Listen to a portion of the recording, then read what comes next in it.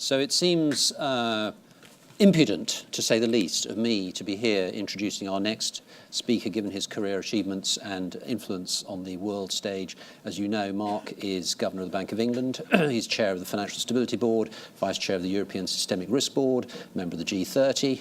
He's also, according to the FT, I think either this morning or yesterday, the only adult in the room. And officially, the UK's grown up. Most importantly for us this afternoon, he is one of the biggest, most consistent and vocal supporters of FMSB, and I'm delighted that he's here this afternoon to give us his views on what we're up to. Mark. Thanks, Mark.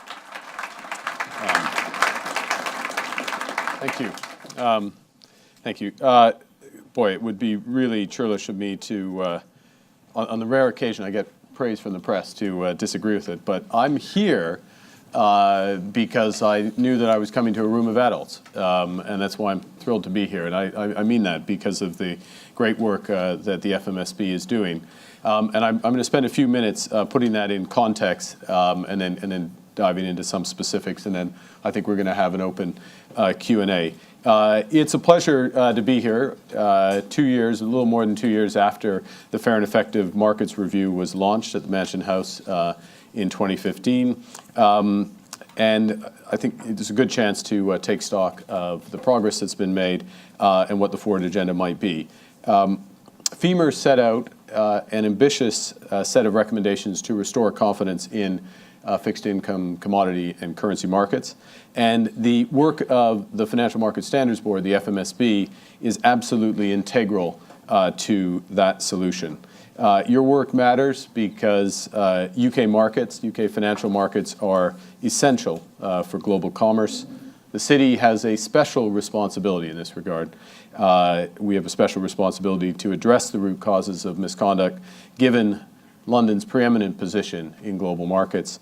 The UK accounts for 40% of both FX and over-the-counter interest rate derivatives, 2/3 of all trading in international bonds, and more international banking activity is booked here than anywhere else in the world.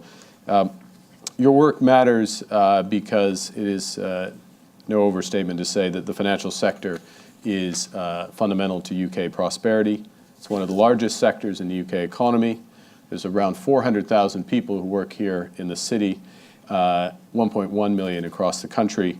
The enterprise of these individuals contributes 115 billion pounds to our exports, 115 billion to our national income, 80 billion to our exports, and 70 billion to the exchequer, equivalent to 2/3 of the entire budget of the NHS. And your work matters because finance is not an end in itself. It's a means. Finance serves the real economy. You finance firms that hire, invest, and expand. By doing so, you drive growth. By opening up cross-border trade and investment, financial markets create new opportunities for businesses and savers. And by transferring risk to those most able and willing to bear them, markets help households and businesses insure against the unexpected. At the most fundamental level, your work matters because markets are the best mechanism to drive innovation, productivity, and therefore prosperity.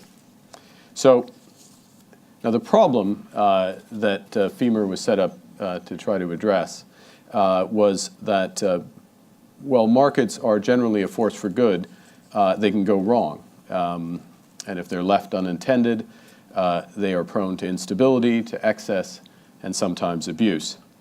And following the global financial crisis, a series of scandals ranging from mis-selling to manipulation undermined trust in banking, in the financial system, and to some degree in markets themselves. In FICC markets, misconduct was revealed on a scale that impaired the ability of some to function fairly and effectively. And the economic consequences have been enormous. It's detailed in the FMSB's reports. Global bank misconduct costs, by our reckoning, have exceeded $320 billion US dollars, capital that could otherwise have supported more than $5 trillion of finance to households and businesses across the G20. More worrying still, an industry of the scale and the importance and the complexity of finance needs social capital as well as economic capital in order to operate, to innovate, and to grow. and repeated episodes of misconduct had called the social license of finance into question. In a system where trust is fundamental, it's of grave concern that only 20% of UK citizens now think that banks are well run, compared with 90% in the 1980s. The scale of the challenge of restoring trust in financial markets is thrown into sharp relief by the FMSB's comprehensive review of misconduct over the past 2 centuries, more than the past 2 centuries. And when you get a chance to see it, those of you who haven't, you'll see that the history of financial fraud has rhymed all too frequently. So let's look to potential solutions. There's been this cycle of scandal, a response to the scandal, a period of integrity, and then a period of drift, renewed scandal. And in that response to those scandals, those responses have tended to oscillate between extremes of total regulation and self-regulation. And recent difficulties in global markets illustrate the problem with each of these approaches. By undervaluing the importance of hard and soft infrastructure to the functioning of real markets, light touch regulation led directly to the financial crisis. There were multiple factors that contributed to a tide of ethical drift in FICC markets, but amongst them was the fact that market standards were poorly understood, often ignored, and always lacked teeth. Too many participants neither felt responsible for the system nor recognized the full impact of their actions. Bad behavior went unchecked, it proliferated over time, and eventually became the norm in some pockets of these markets. So given the economic and social consequences of what followed, it's right that regulators prescribe certain behaviors and set out their high-level expectations. However, authorities cannot regulate for every circumstance, watch every transaction, or anticipate every market innovation. Total regulation, the other extreme, is bound to fail because it promotes a culture of complying with the letter of the law or regulation, not its spirit, and because authorities inevitably lag developments in fast-changing markets. Now, that's the problem, and that's been the problem over these 2 centuries. We don't have to fall on either extreme. A more comprehensive and dynamic solution combines public regulation with private standards and then buttresses them with a series of hard incentives which materially increase individual understanding, so the understanding first, and then individual accountability. Market standards can be effective if they first articulate clearly the market's, and I underscore the market's, collective view of best practice, with worked practical examples to clarify any gray areas. They work if they're grounded in and are reinforced by relevant regulatory frameworks and requirements. They work if they're kept current, and they work if they're given teeth by incentives that foster adoption and adherence. So how is the FMSB doing in establishing common standards of market practice that are well understood, widely followed, and dynamically relevant?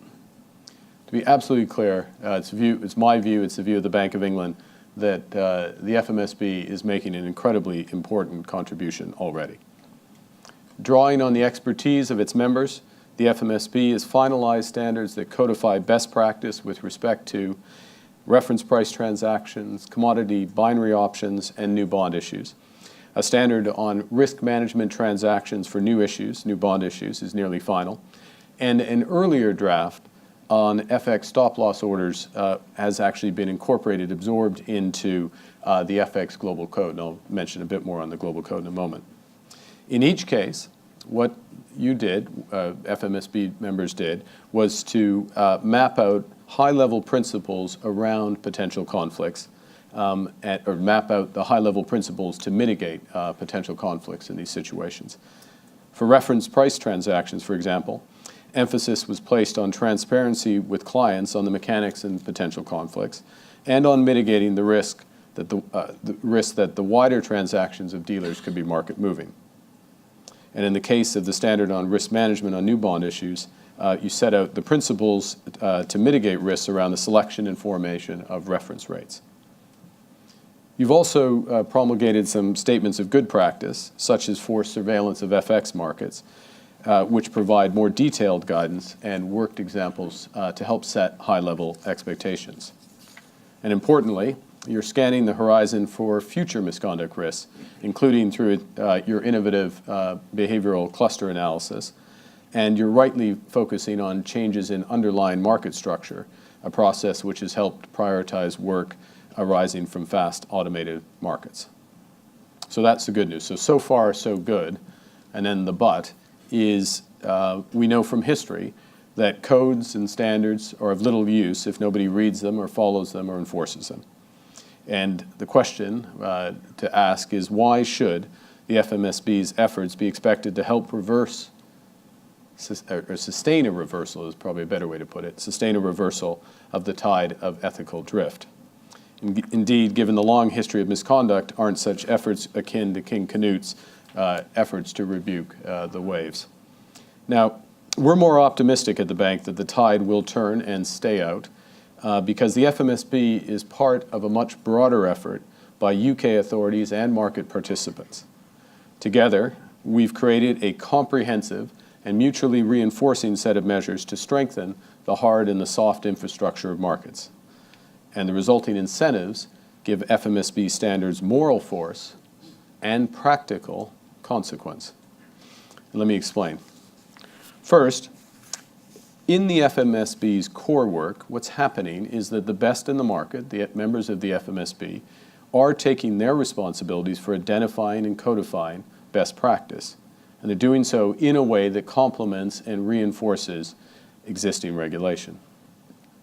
The FMSB, as you know, now convenes senior participants from 50 global issuers, underwriters, asset managers, exchanges, custodians, and investment banks. And the breadth and engagement of this membership gives your standards credibility, and it creates peer pressure within the industry, across all aspects of the industry, to promote adherence. The second point is that peer pressure within firms should also begin to reinforce standards and, more generally, the commitment to real markets.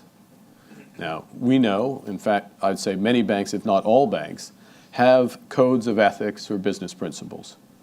And these are necessary but not sufficient in order to achieve good conduct. And they're not sufficient because it's not reasonable to expect that every trader, every salesperson, will absorb the meaning of these business principles and be able to map them or translate them readily into live situations. However, it is reasonable to expect that those same individuals will be able to use FMSB guidance to help them recognize the difference between a real market and a rigged one. And it is essential that business cultures develop to encourage everyone to call out market abuse when it occurs. The third point, and the third incentive, is that buy-side pressure for proper behavior is made easier by clear, practical standards. I'll give the example where this is formalized in the case of the FX Global Code, where major central banks, including the Bank of England, have confirmed that they not only intend to adhere to the principles of the code, but they also expect the same of their regular FX counterparties. Yep, counterparties. I knew it was. See, I have read the speech before. Just lost my page.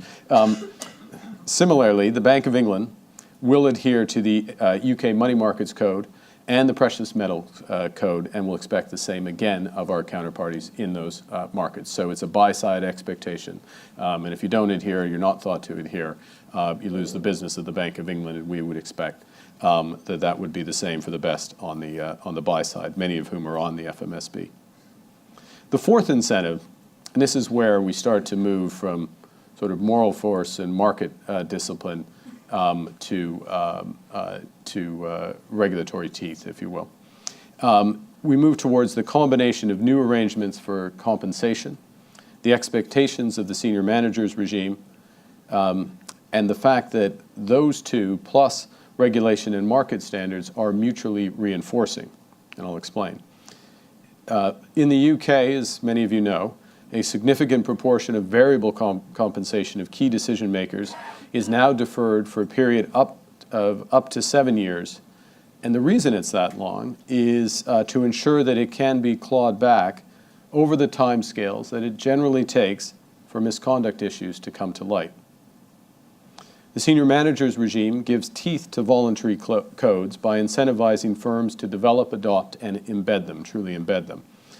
By requiring the identification of the most senior decision makers of banks, insurers, and major investment firms, and by setting requirements of them, the senior managers regime reestablishes the link between seniority and accountability.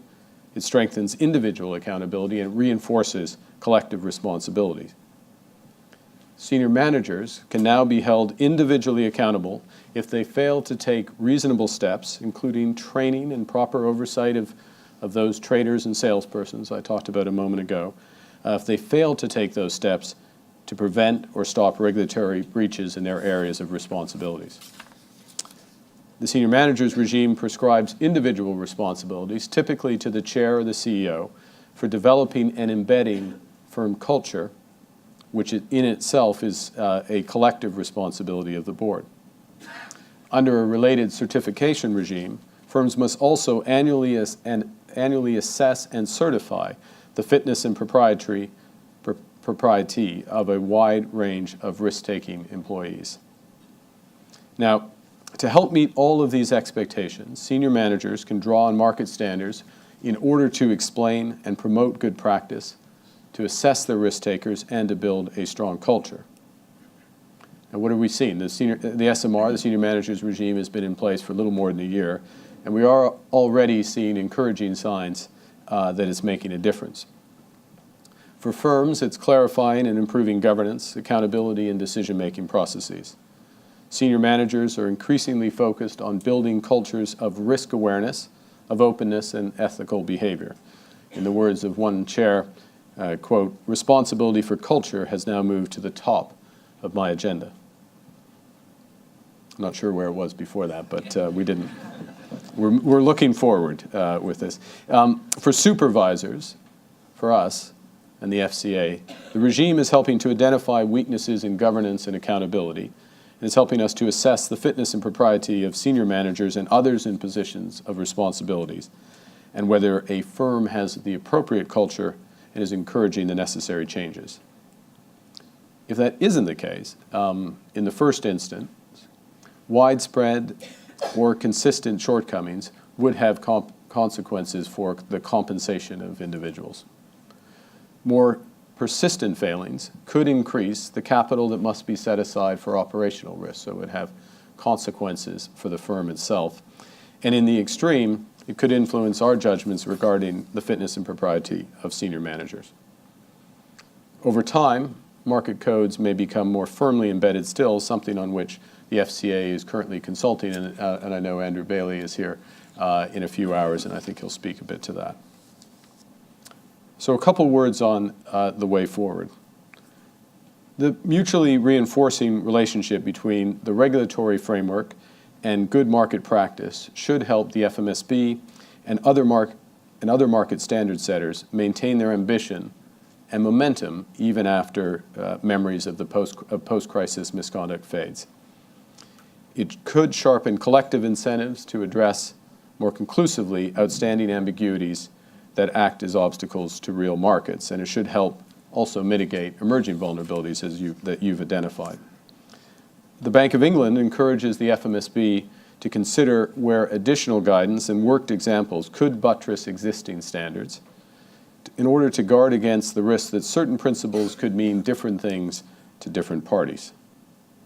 And I'd underscore again that the city's special responsibility, given its preeminent position in global markets, is why it has brought so many ideas and such energy to advance reforms to address misconduct across global markets.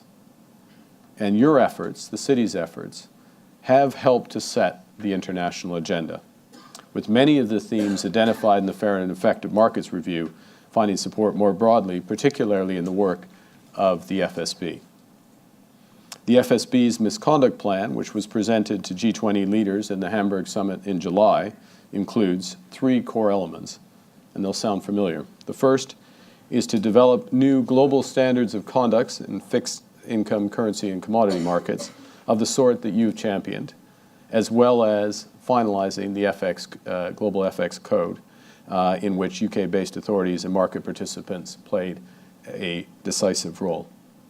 Secondly, it includes direct measures to strengthen financial institution governance and compensation structures in order to better align risk and reward, to develop governance toolkits which address individual accountability, firm risk culture, and the risk of rolling bad apples, so all elements that are in place in the UK.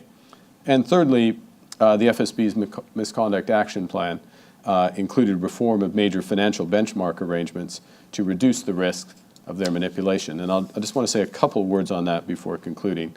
The goal of this work, clearly the work on benchmark reform, and many of you have been involved in it, was to restore confidence in the integrity of those key benchmarks globally.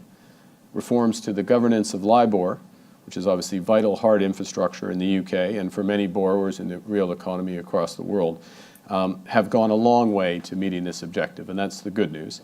The bad news, it's become increasingly clear to virtually everyone that we can't rely on LIBOR in the long term. Market participants in every sector and every market that uses LIBOR now need to come together to identify and resolve issues, to change business practices, and to adopt alternative benchmarks. And to support the next phase of this work, the bank and the FCA are announcing today that from January, the Sterling Risk-Free Working Group will have a new mandate and much wider representation from across the market. Its key objective will be to pursue a broad-based transition from LIBOR to SONIA by 2021.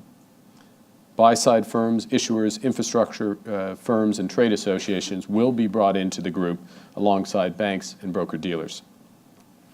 And to be clear, we're under no illusions about the complexity of the task.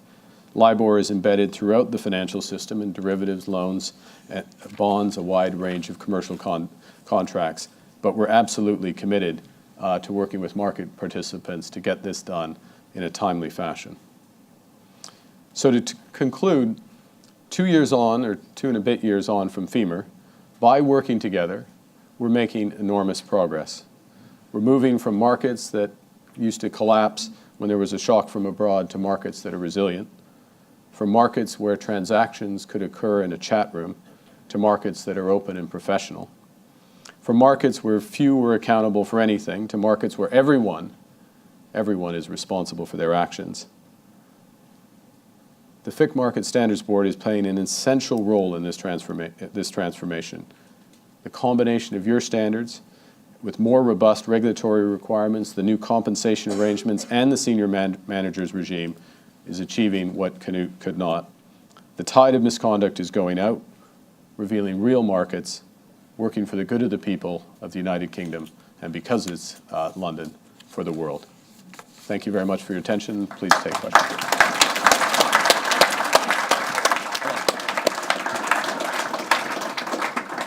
Mark, thank you very much for that, and for that ringing endorsement, which is very good to hear. Mark has kindly agreed to stay for about 20 minutes, maybe, to answer a few questions. So I've got 1 or 2 of them here. If you have others that occur to you, now is the moment to get those phones out and start typing, please. But maybe, Mark, I could ask one question, perhaps for you to expand on a little bit on something you mentioned, which is the international acceptance of FMSB work, because you're in a very good position to see how others overseas observe and accept what we're doing. On the one hand, the FX Global Code was clear demonstration of a willingness to operate at an international level in a particular market that you might argue central banks have a real, very, very strong interest in. But do you think that interest in international collaboration to do the work that we're doing really exists outside foreign exchange in the other centres where we need to have our work taken on board? I think it's connected. First off is, and you would have picked up and you see from your membership, that there is tremendous interest in what is being done. There is also tremendous interest in how the senior managers regime is designed and how it's working. So how in practice is it linked in? anytime you have a good idea, it has to be given a new name if it's going to internationalize. So senior managers regime is now called responsibility mapping. If you see that term, that's what it means internationally, but it's basically the SMR. The work on that internationally is going to come to a head at the end of the first quarter.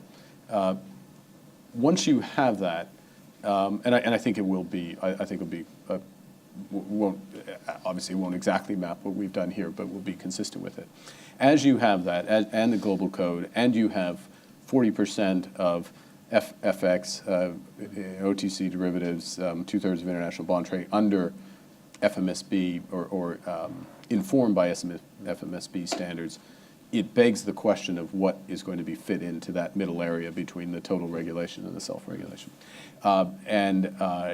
Through your work, in a number of jurisdictions, people are quite familiar with it. There's a lot of interest, I think you probably would have picked up in Asia on this. The jurisdiction that's the most challenging is the U.S.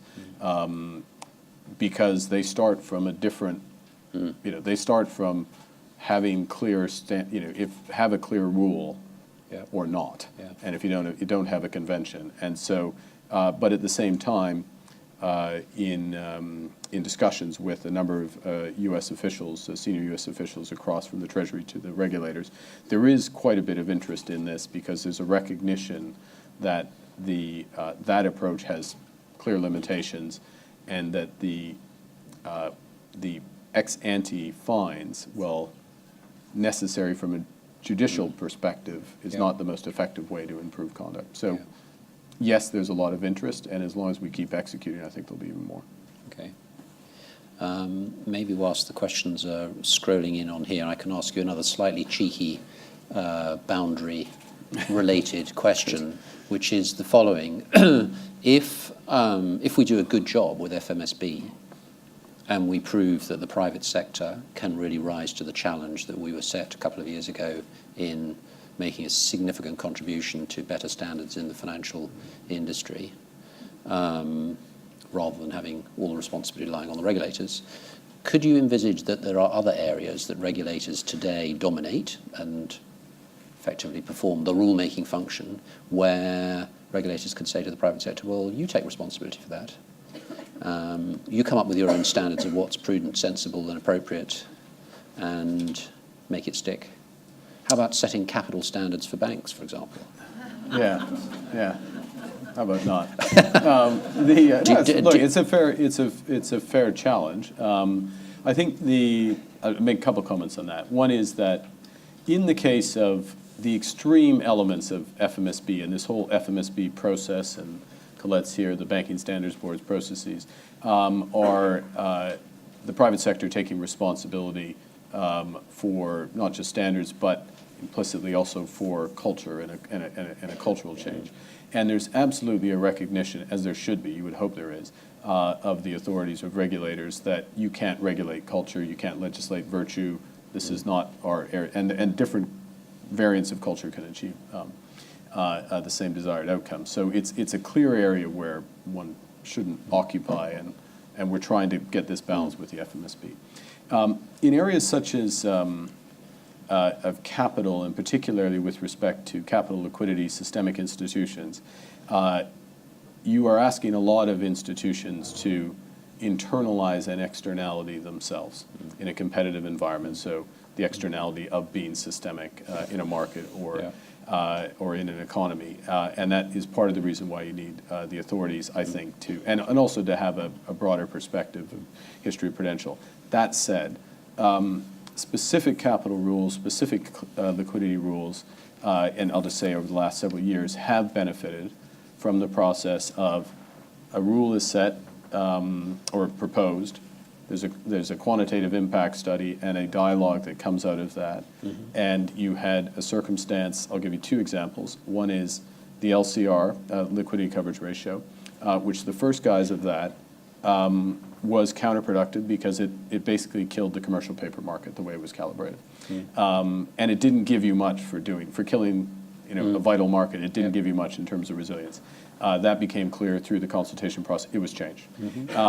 And something that's topical right now, which is the fundamental review of the trading book, which is part of the end of the Basel III, the last bits of the Basel III reforms. There are some aspects of that which, we thought had been calibrated correctly, went out to the private sector. It looks like they're miscalibrated.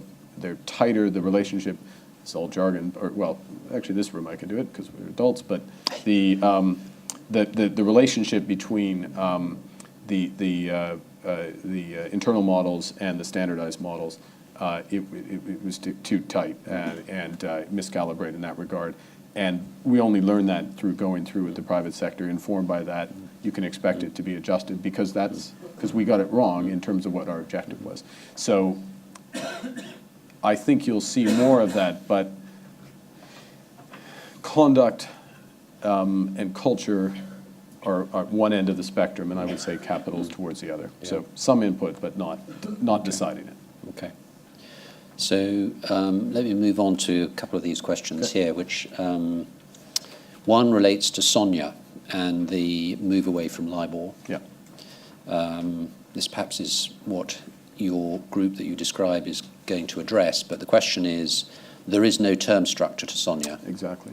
LIBOR is, by definition, a term product. Yeah.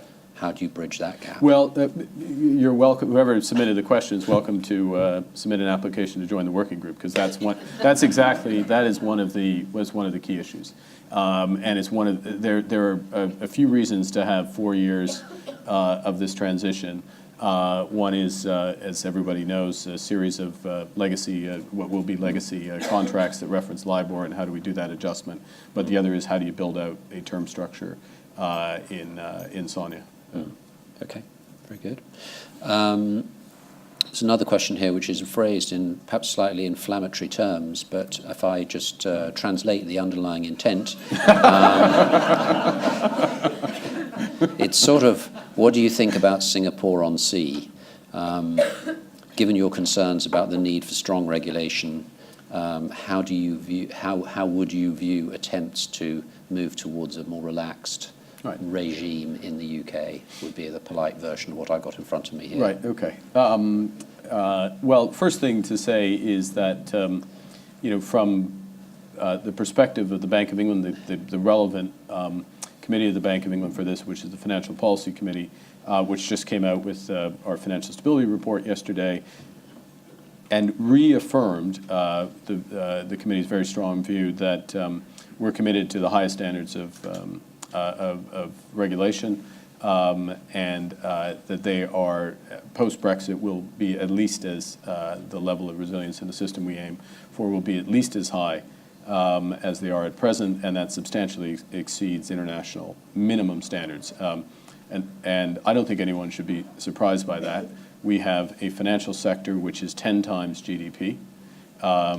If we're successful, and we should be, the collective we, if you're successful ultimately, that will go to 15 to 20 times GDP over the course of the next couple of decades as capital flows for emerging markets, new products, global flows, if London keeps anything close to its market share.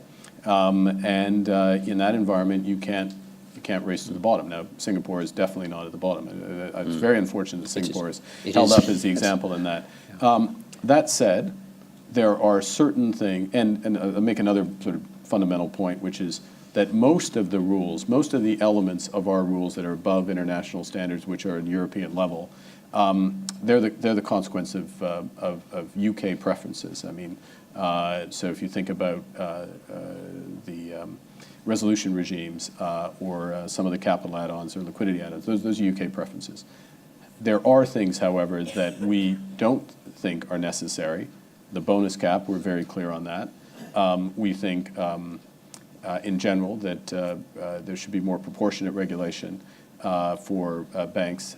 You don't need to take the whole Basel canon and apply it to small challenger banks or building societies in this country. So we would have more proportionate. We've argued for that internationally. You know that we're co-members of a committee which oversees the prudential regulation, and that's the view there. And then also I'll give a third example, which is just around there are some misspecifications in Solvency II. We've been very vocal on that, and the risk margin is the most obvious there.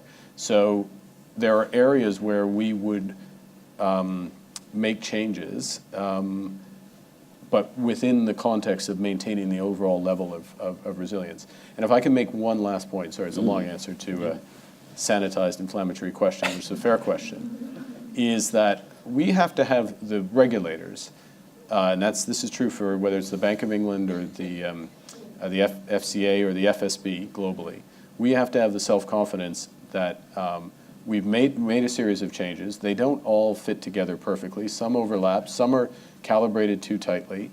Maybe some are under-calibrated. But we have to have self-confidence for those that don't work as well, or redundant, or punitive, or duplicative, whatever, to change them and go out and explain to people. But it has to be from the principle that we've got the right overall level of resilience. Okay. I should have warned you, actually, before asking you that question. We do have a representative of the MAS here in the room, so it was very good of you to make it clear that we do not regard Singapore as a regime of relaxed regulation. Another question here on a topic that I know you've got strong views on. Regulatory fragmentation effectively is the underlying thought. Have we passed kind of peak regulatory convergence? Are we now entering an era where everybody's heading for their own nationalist interests? Well, we have, at a global level, there are risks of fragmentation in whether it's trade, regulation, investment. There's certainly risks, and we've got to work against them. With respect to financial regulation, two things are happening. One is that we've gone through a huge period of re-regulating the financial system, as I was saying a moment ago, and that work is largely done. There's always more to be done, but there's not a lot of greenfield work to be done, new areas that, and we're not searching for them at all. And so the next point is that the big focus of the FSB's work, the cooperative work now, is evaluating what's been done and adjusting that regulation that's been done. I'll give two examples quickly. One is we are looking at how the leverage ratio is specified for banks and how that affects the incentives to centrally clear derivatives. And the fact is, the way we've defined the leverage ratio disincentivizes being an indirect clearer for others because their collateral balloons your balance sheet. There's no risk to the bank, and it disincentivizes something we want to happen, which is more central clearing for standardized products.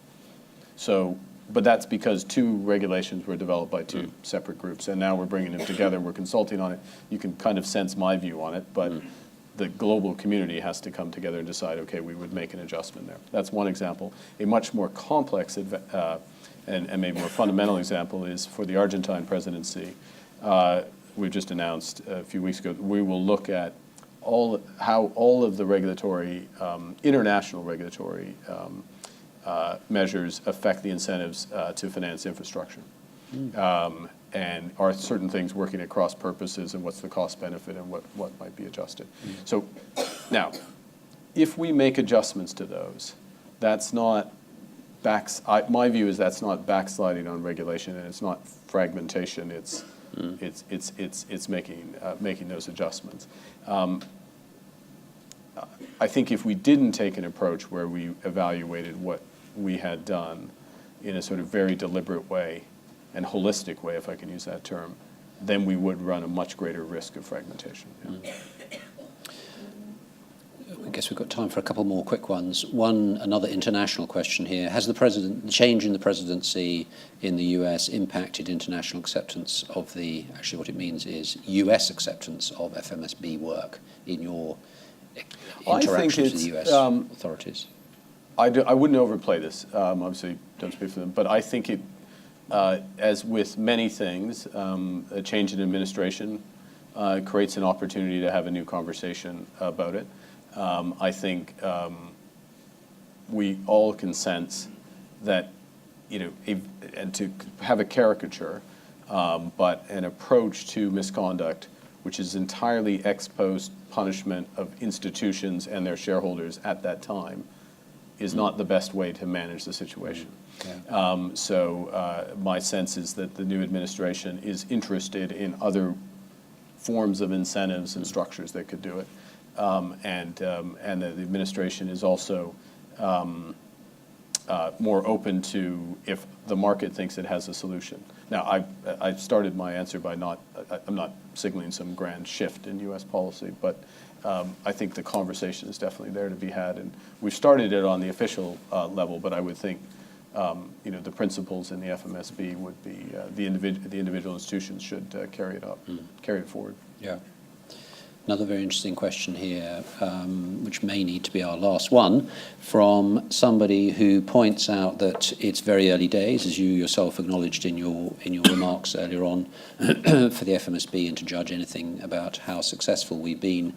Do you think there will come a moment when we will be able to see that we've been successful? And if so, how are we going to make that judgment? How are we going to know that we've reached the goal that was set out for FMSB in the original FEMR? Mr. Hauser's sitting here. Perhaps he has the answer, but I don't know if you have a view on how we would declare victory. You don't have the answer, Andrew? Never satisfied. Andrew Hauser, never satisfied is one thing, but that's and I mean that in a good way, Andrew. I mean that in a bad way. Look, I think that it's a very tough question to answer. I mean, and it's a bit like financial stability. Success is an orphan, right? You avoid some terrible thing happening, but I can't prove that we prevented some bank from failing today. Don't write that one was on the, but we can't prove that certain bad behaviors didn't start to with the exception of huge passages of time. I think it is though more attitudinal. I think it's conversations in the boardroom. It's an understanding in. I mean, for me, and I don't know how you measure this, but for me, I think you have in financial markets a group of individuals collected within various institutions who believe in the market, who believe the market is the best allocative mechanism, it's the best dynamic mechanism. Ultimately, it brings innovation and productivity, prosperity. And you want those individuals to know what a real market, to recognize the difference between a real market and one that's not. And that avoids, there will always be people, when you have hundreds of thousands of people, millions of people around the world in financial markets, there will always be some bad actors. But you want to, and so there will be incidents and there will be examples. But what we want to get rid of, and those individuals have to be found and all that sort of stuff, but what you want to get rid of is that drift, that ethical drift where bad action becomes the norm and people don't even recognize it's the norm. And I think that was, to me, was one of the most damning things in some of the LIBOR and FX experiences was just the transcripts, not the actual evidence for the actual trials, but just the general tone of the conversation and attitudes. And that just showed that the norm had shifted so far from what the norm of a real market will be. And I think and it's the absence of that. There will be events, there will be people, there will be charges, there will be whatever, things will happen inevitably, just like things happen in all walks of life. But provided we don't see that, then I think that we've succeeded. You've succeeded, rather. Well, I think all these people here have succeeded. Yeah. We have a question from the floor directly. Yes, is that allowed? Do you not have a device, Colette? Colette, you can ask one very quick question. I'll make my voice work, which I think will happen. I'm Colette Bowen. I'm the chairman of the Banking Standards Board. And I'd just like to say, first of all, in response to that last point, Governor, going back to where you began, why are we doing this? It's to try to restore trust. So I think in response to that question about when will we know when we've got somewhere with this, I think the answer has got to be something like when people start to feel that the people who are operating in these markets are worthy of trust. And that's going to be, as you've acknowledged, it's quite a long haul, but it's what we're all trying to head towards. Yeah, and I think that's going to be the point at which we can all start to feel we've got somewhere. While I've got the floor, just want to say on behalf of all of us at the Banking Standards Board, Mark, to you and Jerry and all the people who've worked on FMSB, not forgetting Elizabeth Corley, who kicked it off. I think you've all done a cracking job. Keep it up, because it's going to have to keep going for quite a while. Thank you for giving me that chance, Mark. Thank you. That's very kind. Mark, thank you so much for being with us this afternoon. We really value your support, and your being here physically is tremendous exemplification of that. We appreciate it immensely, and hope that we can have you back in the perhaps final weeks of your time here before you sadly move elsewhere to celebrate what we've done in the next 18 months or so. Perfect. Thank you very much. Thank you very much.